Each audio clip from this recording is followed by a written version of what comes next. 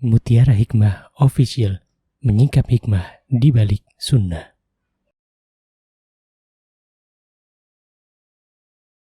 Salurkan donasi terbaik Anda untuk mendukung dakwah Mutiara Hikmah Official.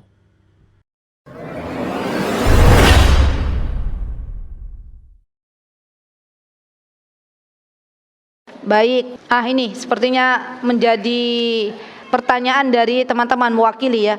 Bagaimana mengatasi diri kita jika bertemu teman yang masih terbawa arus untuk ikut ghibah, padahal dari rumah sudah berdoa untuk tidak ikut arusnya. Jazakillahu khair. Subhanallah teman-teman, ghibah, ngomongin orang, gosip itu sudah banyak terjadi di zaman kita hari ini. Padahal kita tahu orang yang suka ghibah, orang yang suka ngomongin orang itu seperti makan bangkai saudaranya. Nah, apa yang mesti kita lakukan kalau kita tahu bahwa ternyata kawan kita itu hobinya ghibah, hobinya gosipin orang? Maka yang kita lakukan, jangan dekati dia. Kalau kita tahu fulana, biasanya paham, ibu-ibu tahu ya, ada ibu-ibu tuh yang punya watak di mana-mana kalau ketemu sama orang sukanya ngibain orang. Ibu-ibu kenal nggak orang tersebut? Biasanya mengenali.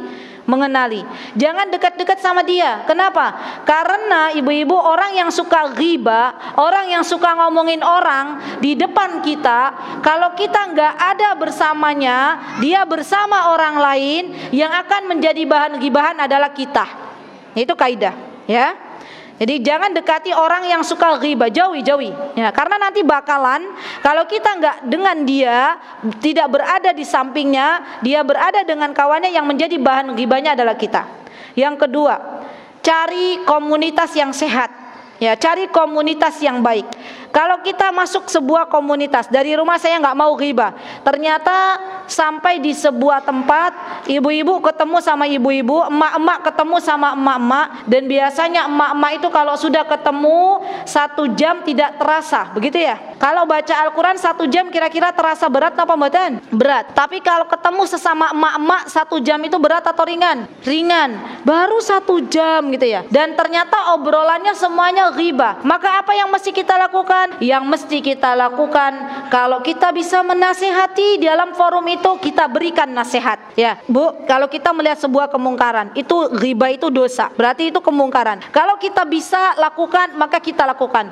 Saya dulu punya kawan, ya Masya Allah, Tabarakallah Rahman, semoga Allah menjaga beliau, dulu di Yaman. Beliau itu terkenal sangat ketat sekali dalam hidupnya. Maksudnya ketat tuh beliau nggak mau kalau mendengar ghibah dari kawannya. Saya sering mendapati kalau pas beliau, subhanallah, ghibah itu juga masuk biasanya ke dalam ranah para penuntut ilmu. Beliau seorang yang memiliki pribadi yang Masya Allah, saya katakan Masya Allah, karena kalau beliau datang ke sebuah tempat, di situ kawannya berghibah, ngomongin orang, maka beliau langsung bilang begini, maaf ya teman-teman, di sini sekarang yang dilakukan, yang saya dengar adalah ghibah, dan itu adalah dosa di hadapan Allah. Bertakwalah kepada Allah, bertaubatlah kepada Allah. Beliau begitu, ya, subhanallah. Dan awal-awal dulu banyak yang tidak menyukai beliau. Akhirnya banyak orang-orang itu yang segen ke beliau. Dan itu ternyata lebih selamat, ya enggak? Lebih selamat. Orang mengenal, oh, fulanah itu dia orangnya kalau mau ketemu sama fulanah jangan ngomongin orang. Mesti kalau kita ngomongin orang, dia bilang jangan ngomongin orang, itu dosa. Ya, akhirnya kan jadi segen orang-orang. Ya, subhanallah. Ada tipe-tipe begitu. Kalau kita tidak bisa begitu, ibu-ibu, saya ustadzah tipenya nggak enakan. Ada nggak ibu-ibu yang nggak enakan?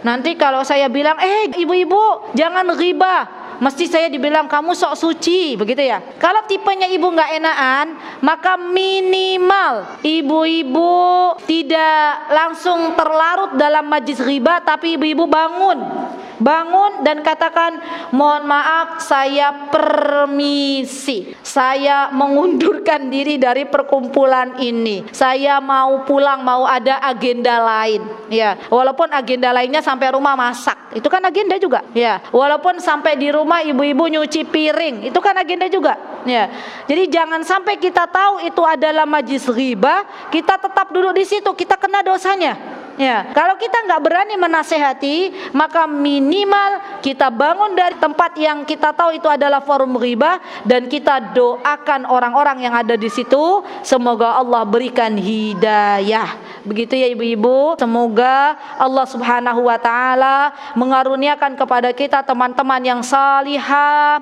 Semoga Allah Subhanahu wa taala mengaruniakan kepada kita lingkungan yang baik. Semoga Allah Subhanahu wa taala memberikan hidayah petunjuk kepada kita. Allahumma inna nas'alukal huda wat tuqa wal afafa wal ghina. Ya muqallibal qulub, tsabbit qulubana ala dinik. Wa ya musarrifal qulub, sarrif qulubana ala ta'atik. Allahumma inna nas'alukal jannatil firdausil a'la wa ma qarraba ilaiha min qawlin aw amalin wa na'udzubika minan nari wa ma qarraba ilaiha min qawlin aw amalin. Allahumma inna nas'aluka bi asma'ikal husna wa sifatikal ula an tarzuqna husnul khatimah wa na'udzubika min su'il khatimah. Allahumma habib ilaina al-iman wa zayyinhu fi qulubina wa karrih ilaina al-kufra wal fusuqa wal isyan waj'alna minar rasyidin. Wa akhiru da'wana anil hamdulillahi rabbil alamin. Assalamualaikum warahmatullahi wabarakatuh.